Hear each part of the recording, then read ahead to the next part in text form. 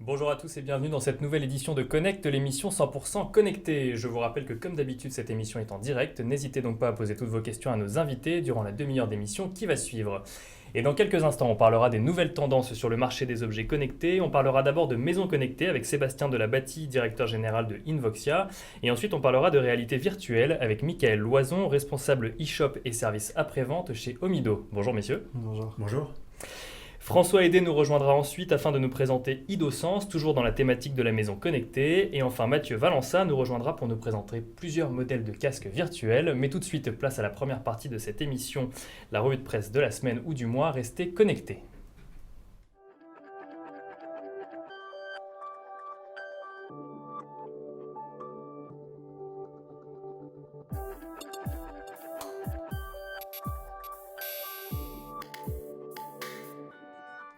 Le Echo a présenté au Mobile World Congress de Barcelone son vélo ultra connecté et ultra sophistiqué.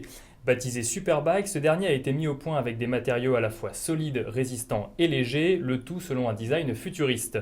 Il est également équipé, comme vous pouvez le voir sur la vidéo, d'un smartphone directement intégré au guidon. Ce dernier remplit toutes les conditions d'un smartphone classique, c'est-à-dire que vous pouvez envoyer des messages ou téléphoner directement depuis votre vélo, mais il sert également de tracker d'activité. Grâce à des capteurs placés un peu partout sur le vélo, il vous renseignera ainsi sur votre vitesse, sur votre rythme cardiaque et vous donnera des statistiques sur vos efforts physiques. Mais le constructeur ne néglige pas pour autant le point essentiel du vélo citadin, à savoir la sécurité. Le vélo est donc muni de clignotants et de phares, et plus étonnant de lasers qui permettent d'éclairer la route de chaque côté du vélo pour plus de visibilité. Un vélo aujourd'hui commercialisé en Chine et bientôt aux États-Unis. Deuxième actualité cette semaine, un autre tracker proposé par la marque Spire qui vous propose de gérer votre stress. Fixable sur votre pantalon, messieurs, ou sur votre soutien-gorge, mesdames, il enregistre votre rythme cardiaque et votre activité afin de vous dire quand vous reposez et quand vous calmez.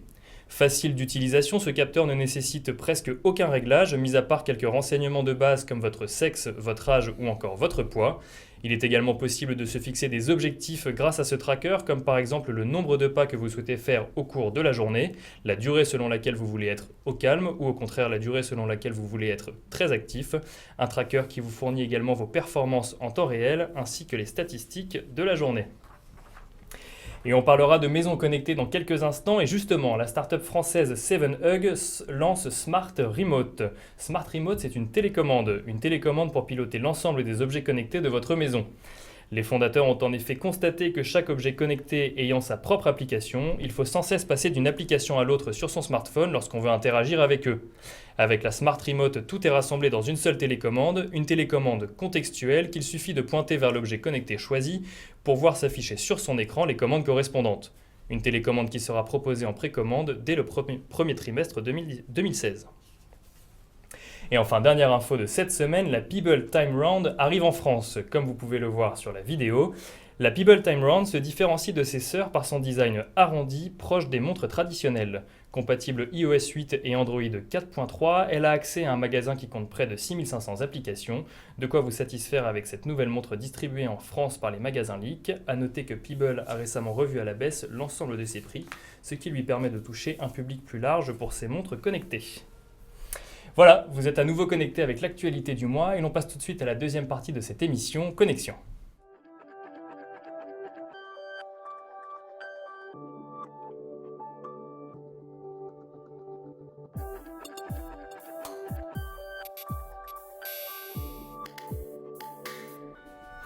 Et dans cette deuxième partie, on va commencer par parler de maisons connectées. Et on va parler de maisons connectées avec vous, Sébastien Delabattie. Bonjour. Bonjour Nicolas. Alors je rappelle que vous êtes directeur général d'Invoxia et vous êtes venu nous présenter Tribi. Alors Tribi, qu'est-ce que c'est ? Tribi est un nouveau genre d'enceinte. Une enceinte qui permet d'écouter de la musique en Bluetooth ou en Wi-Fi, comme certaines enceintes qui existent, avec une qualité sonore excellente compte tenu de la taille du produit, qui est complètement portable, donc qui fonctionne sur batterie, et qui est connecté à l'extérieur. C'est-à-dire que Tribi est complètement pilotable de l'extérieur et permet de rester en lien lorsque l'on est à l'extérieur de la maison. Typiquement, des enfants peuvent, en appuyant simplement sur un bouton, générer un appel. On voit effectivement un petit bouton téléphone qui va sonner sur mon téléphone mobile, alors même que je suis à l'extérieur de la maison, et je peux prendre l'appel et discuter tranquillement avec mes enfants. Et ça fonctionne comment? C'est-à-dire qu'il y a une carte SIM dans la radio? Non, le produit fonctionne en Wi-Fi. Il n'y a pas besoin d'abonnement spécifique, donc pas d'abonnement GSM, pas d'abonnement sur la ligne téléphone fixe. Il n'y a même pas besoin d'avoir une ligne fixe. La plupart d'entre nous n'en avons plus ou ne savons même pas si nous en avons une. Et ça appelle l'application mobile Tribi qui est associée au produit. Alors, ça peut permettre d'appeler. On voit également qu'il y a marqué donc Décideur TV sur Tribi. Est-ce que ça veut dire qu'on peut envoyer des messages ou personnaliser le message qu'il y a sur la radio? Tout à fait.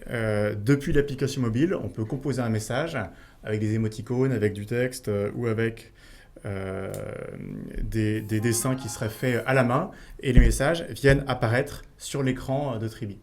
Et l'écran reste allumé en permanence, c'est-à-dire que quand vous rentrez chez vous, vous êtes sûr de voir le message qui a été envoyé. Et vous avez peut-être vu qu'à chaque fois qu'un message est reçu sur Tribi, il y a un petit drapeau sur le côté du Tribi qui sort, que l'on repousse pour confirmer le fait que le message a bien été reçu. Donc c'est un accusé de réception du message. En fait. Tout à fait. Tribi, on le met dans quelle pièce de la maison? On le met par défaut à la cuisine, puisque c'est là où se passe une bonne partie de notre vie de famille, où on passe beaucoup de temps. Et aujourd'hui, quand vous voulez téléphoner à la cuisine, parce que souvent on a les mains occupées à la cuisine, peu d'outils sont vraiment pratiques. Donc Tribi a un main libre qui est excellent. Au départ, Invoxia est fabricant de téléphones de conférence pour le monde des entreprises. Et donc on a réutilisé ces technologies de conférence pour les intégrer dans Tribi. Et donc on peut prendre ces appels mobiles également sur Tribi en Bluetooth et faire la cuisine ou faire ce que l'on veut faire à la cuisine et téléphoner, sachant qu'en plus Tribi a au dos des aimants qui sont très forts et qui permettent de fixer Tribi, n'importe où en fait. Et notamment sur la porte du frigidaire. Et tout le monde peut s'en servir du coup, autant les enfants que les parents? Voilà, il est fait pour être simple, ce qui est bien pour les enfants, mais ce qui est aussi souvent très bien pour les parents. Typiquement, lorsque l'on veut lancer une radio Internet, on appuie sur un bouton et la radio Internet qui aura été présélectionnée. Et donc là, on était sur France Inter pendant quelques instants. Voilà. Il est venu, donc vous êtes venu avec Tribi en bleu. Est-ce qu'il est possible de l'avoir en d'autres couleurs? Oui, Tribi existe en 4 couleurs. Et en fait, l'utilisateur peut même changer lui-même la couleur de son Tribi, puisque c'est un système de caoutchouc qui peut être changé. Donc il existe en bleu, gris, rouge ou vert. Et alors, comment vous est venue l'idée? Ça répondait à quel besoin la création de Tribi? La disparition du téléphone à la maison et la prédominance du mobile comme objet à tout faire. Et on a constaté qu'à la maison, notamment pour les enfants, le mobile est de loin pas le meilleur équipement pour téléphoner. Et à la cuisine, quand on a les mains prises ou les mains sales, le mobile n'est pas non plus le meilleur équipement. Donc le but de Tribi, c'est vraiment de faciliter la mise en relation entre les personnes qui restent à la maison et les personnes qui sont à l'extérieur de la maison. Si je comprends bien, est-ce que ça veut dire qu'on peut imaginer une commande vocale sur Tribi? Alors, c'est quelque chose qui a été annoncé récemment, que nous lançons dans un mois aux États-Unis en partenariat avec Amazon, puisqu'Amazon a lancé il y a quelques mois une plateforme de reconnaissance vocale qui s'appelle Alexa. Il y a 2 jours, ils ont encore annoncé deux produits. C'est le service de reconnaissance vocale qui est en train d'envahir la maison, bien avant les services comme OK Google et Siri. Et Amazon a choisi Invoxia pour fournir le premier produit qui soit non fabriqué par Amazon et qui va se connecter sur la plateforme de reconnaissance vocale Alexa. Donc lancement officiel dans un mois aux États-Unis. C'est une plateforme qui ne fonctionne pas encore en France. Et on ne va pas dévoiler les secrets d'Amazon, mais il est probable qu'un jour ça arrive en France. Faire la cuisine et téléphoner en même temps directement. Non seulement téléphoner, mais accéder à un nombre très important de services. En fait, la voix est en train de devenir l'interface par défaut pour accéder aux services web. Et Amazon est en train de créer une marketplace pour faire en sorte que toutes les applications auxquelles on accède aujourd'hui via son smartphone, on y accède demain par la voix, c'est-à-dire de façon très naturelle, et en particulier à la cuisine lorsqu'on a les mains occupées.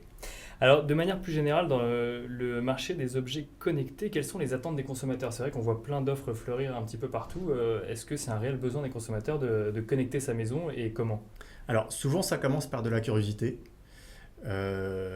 Ensuite, les freins sont souvent liés à 2 choses. D'une part, est-ce que c'est un usage qui va être récurrent? Ou alors est-ce que je m'amuse avec mon objet pendant 1 semaine et puis après il sera au placard?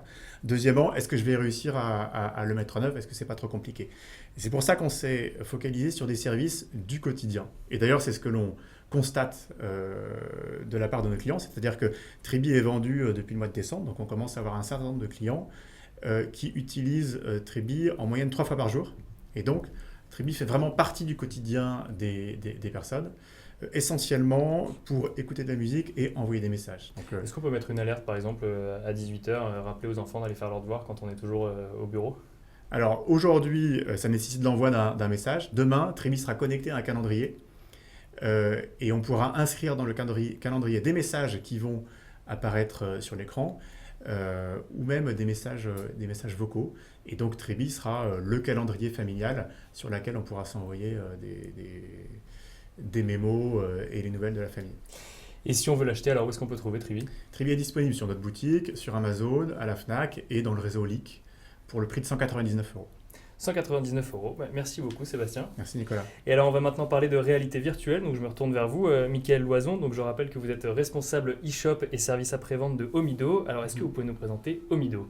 Bien sûr, alors Omido est une start-up française créée milieu 2014 dans le but de fabriquer des casques de réalité virtuelle de qualité et accessibles. Alors aujourd'hui, un casque de réalité virtuelle peut avoir deux possibilités.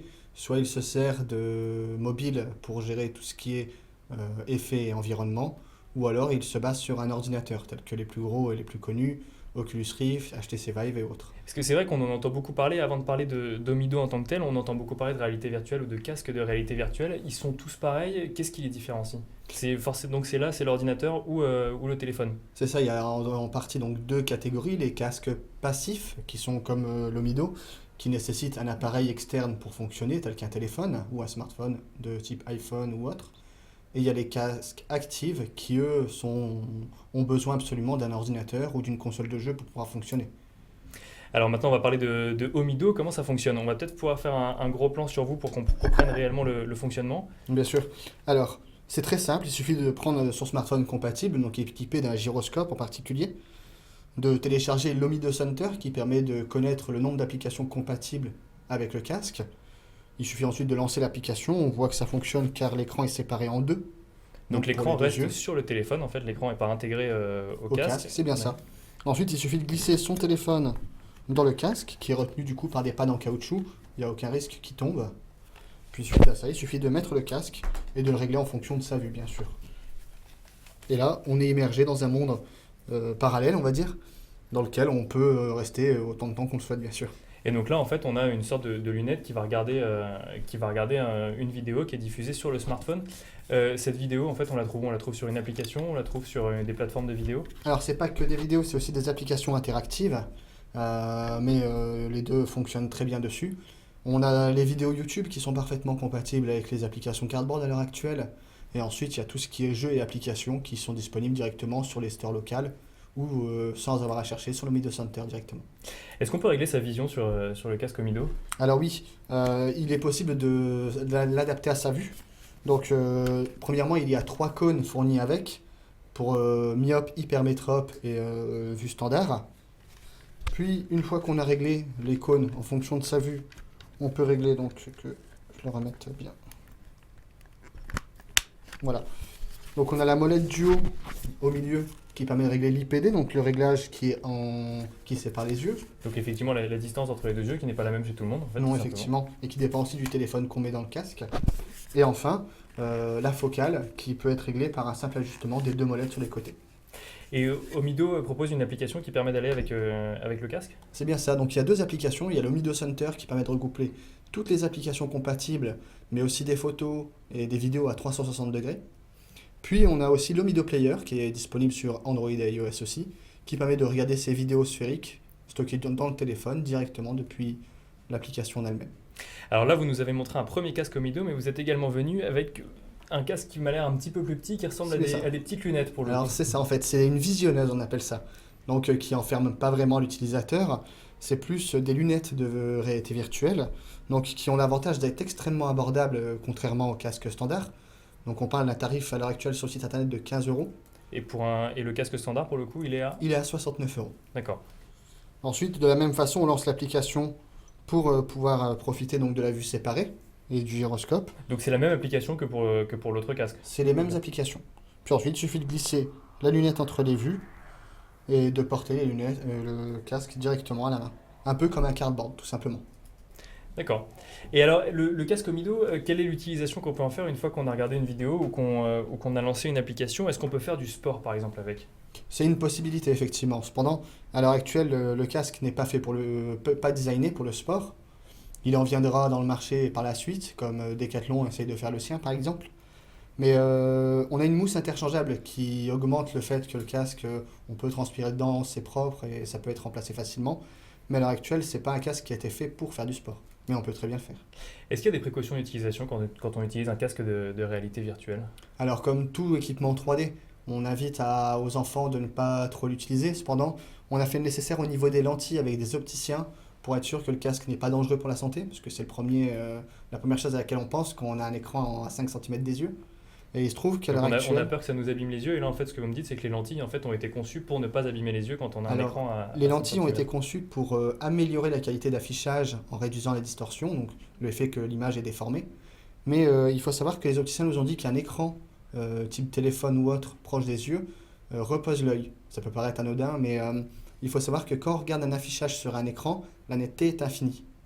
Il n'y a pas besoin de mise au point pour regarder ce qu'il y a derrière. D'accord? De ce fait, une fois que l'œil a été adapté à l'affichage actuel, il n'a pas besoin de travailler pour faire les mises au point à chaque fois. Donc ça repose l'œil. Bon, on déconseille quand même l'utilisation prolongée.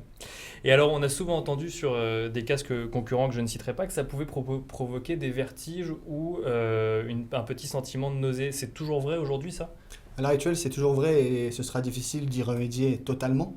Il y aura toujours des personnes plus sensibles que d'autres. Donc ça dépend vraiment de l'utilisateur, en fait. Il faut tester pour savoir si... Exactement. Il faut essayer. Et puis il y a des appareils qui sont plus confortables que d'autres parce qu'ils intègrent plus que juste le mouvement de la tête, comme le mouvement du corps en entier. Et dans ces cas-là, l'esprit n'est pas perdu entre ce qu'il voit et ce qui se passe. Et alors, Omido est distribué dans quelles enseignes si on veut se procurer un casque? Alors, on a beaucoup d'enseignes actuellement en France et on en est content parce qu'on a démarré de rien. Alors, on est disponible à Boulanger, à la Fnac, à Darty, à Lick aussi, bien sûr, dans certaines boutiques Orange. On arrivera bientôt dans certaines boutiques Bouygues aussi et peut-être SFR. Merci beaucoup également, Mickaël. Et j'aimerais vous faire réfléchir un petit peu tous les deux. En fait, moi, ce qui m'amuse dans vos deux produits qui sont pourtant très différents et qui s'adressent à un marché différent, c'est que vous proposez tous les deux d'être à deux endroits au même moment. En fait, c'est ça le Graal aujourd'hui. On a tellement envie d'optimiser son temps qu'il faut qu'on soit à deux endroits au même moment. Sébastien? Alors, je dirais plutôt qu'on met en relation. Et on met en relation par la voix et avec toute la profondeur de la voix, avec la qualité du son. Et donc, l'objet de Tribi, c'est vraiment d'acter le fait que, non, malheureusement, on n'est pas aussi souvent à la maison que l'on voudrait. Par contre, avec Tribi, on peut être présent aux personnes qui sont à la maison, même quand on est à l'extérieur. Et grâce à Omido, donc on peut être en Chine alors qu'on se retrouve, qu'on est dans son appartement à Paris. C'est bien ça, ou même dans l'espace. Parce que l'avantage de ce genre de casque, c'est qu'on peut voyager peu importe où les personnes ont décidé de nous emmener. Eh ben, merci beaucoup, messieurs, de nous avoir présenté vos deux produits. Et je vous propose maintenant d'accueillir François Hédé qui va nous présenter donc IdoSense dans la rubrique Startup.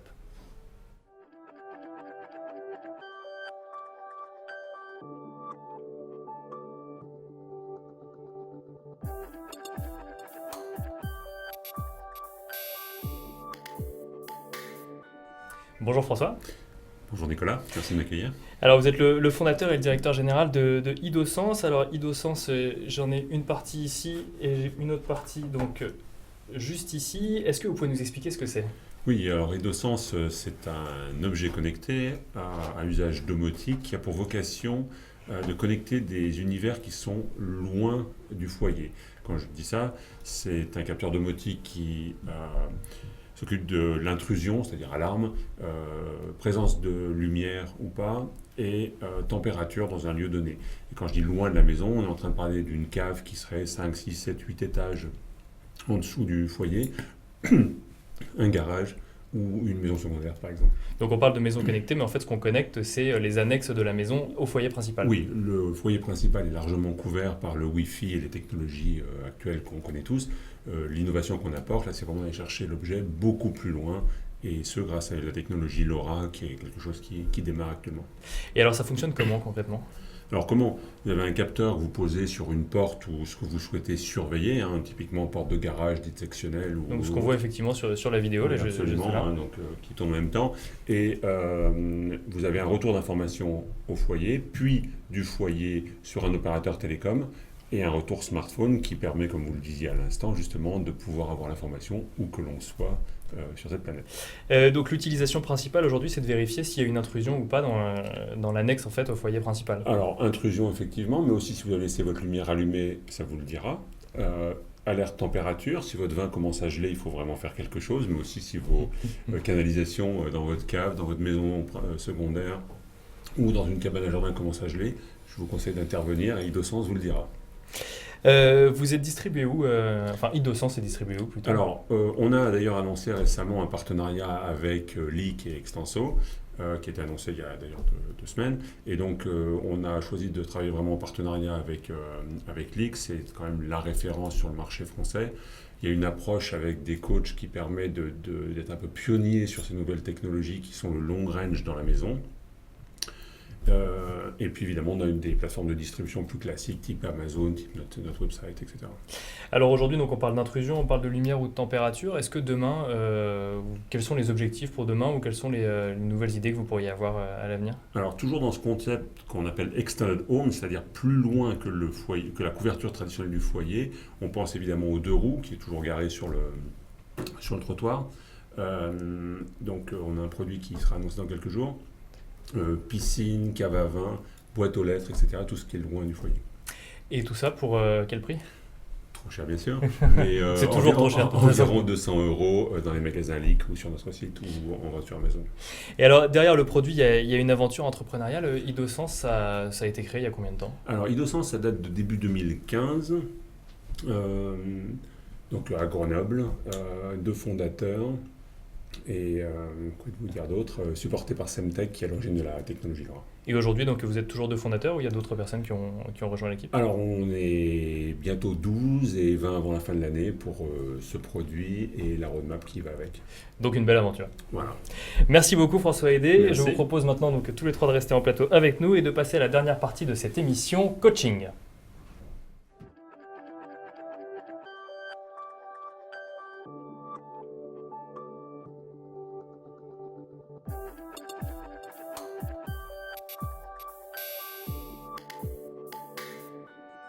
Bonjour Mathieu. Bonjour. Alors vous êtes venu avec des casques de réalité virtuelle, on a parlé d'Omido, vous êtes venu avec d'autres casques, on commence par lequel Mathieu? On va un peu commencer par la Rolls des casques, de ceux que j'ai ramenés en tout cas. On va avoir le Gear VR, donc celui-ci on va le retrouver en boutique à 99 €. Donc il a un design un petit peu plus fini, un peu plus joli. Il va être très confortable aussi avec le mousse qu'on va avoir sur le côté. Donc comment ça marche? Il suffit d'ouvrir par ici. Hop. Donc pareil, en fait, on met son smartphone dans le casque Exactement, et ensuite c'est le même on principe referme. D'accord, que le Omido, exactement D'accord. pareil. Une petite connectique ici en fait. Donc il faut savoir que ça va marcher qu'avec les smartphones Android et les plus récents.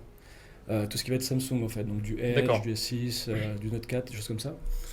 Et après on aura juste à refermer. On va retrouver un petit pavé tactile par ici pour interagir directement avec l'expérience. D'où la connectique en fait, c'est-à-dire qu'on peut se balader dans le téléphone une fois qu'on a mis le casque. Bien sûr, bien sûr. En fait, donc ce casque, au-delà de son côté vraiment très très immersif par rapport à d'autres casques, en fait vous allez voir vraiment une application dédiée, une interface complètement dédiée qui a été faite par Oculus VR, ceux qui ont créé l'Oculus Rift en fait, le premier casque. Donc ça c'est le Samsung. Le seul petit problème du coup c'est que ça marche que avec les téléphones Samsung les plus récents et l'interface vraiment fermée.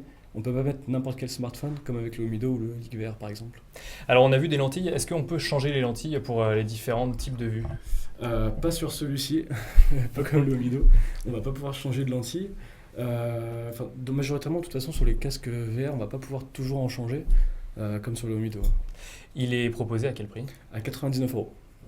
Et alors vous êtes venu avec un second casque, un casque qui lui pour le coup m'a l'air d'être en carton. Complètement en carton, donc toujours le même principe. Donc c'est inspiré en fait du cardboard de Google, parce qu'il y a deux types de casques. Donc c'est fait par Leak, donc même principe que le Omido. On va mettre le smartphone au bout, on aura juste à refermer et on sera plongé complètement dans un univers en 3D. Donc celui-ci va être un petit peu moins immersif que les deux autres qu'on a vus. On est un petit peu moins privé de la lumière, donc on vit un peu moins l'expérience. Mais le côté très sympa, c'est que ça permet de vivre l'expérience pour un prix tout à fait abordable. Donc on n'est pas obligé de se ruiner pour vivre l'expérience en 3D et d'être immergé. On peut très bien le faire pour 19 euros. Pour 19 euros, alors là on voit pas les sangles, mais j'imagine qu'il y a des sangles également qui doivent se fixer. Bien sûr, on a des sangles qui vont permettre tout simplement de le fixer donc à la tête. On n'est pas obligé de le tenir, comme les autres casques en fait. Et donc on a ce troisième casque Omido, 3 casques en fait qui font intervenir des smartphones. Est-ce que ça veut dire que la tendance aujourd'hui dans des casques de réalité virtuelle, c'est vraiment d'utiliser son propre smartphone pour vivre l'expérience de réalité virtuelle? Alors, il y a des avantages et des inconvénients. L'avantage du smartphone, c'est le fait d'être totalement sans fil et totalement autonome, alors que les casques haut de gamme tels qu'Oculus, HTC Vive ou même le PlayStation VR par la suite nécessitent d'avoir un câble, de relier à un ordinateur et donc contraignent le mouvement de la tête ou même de la personne qui l'utilise. Et bah du coup ça donne envie d'essayer d'aller se balader à travers le monde ou même d'utiliser les applications. Merci beaucoup messieurs. Merci. Merci à vous d'avoir participé à cette émission, merci de nous avoir suivis. Je vous donne rendez-vous le mois prochain pour une émission de Connect spéciale Connect Day. Et justement le salon Connect Day qui se tiendra le 11 et 12 avril prochain au Carrousel du Louvre. N'hésitez pas à vous inscrire dès maintenant sur Distri, donc avec distree-connectdays.fr pour participer au rendez-vous 100% connecté dédié à la distribution 2.0. D'ici là, bonne fin de journée et au mois prochain.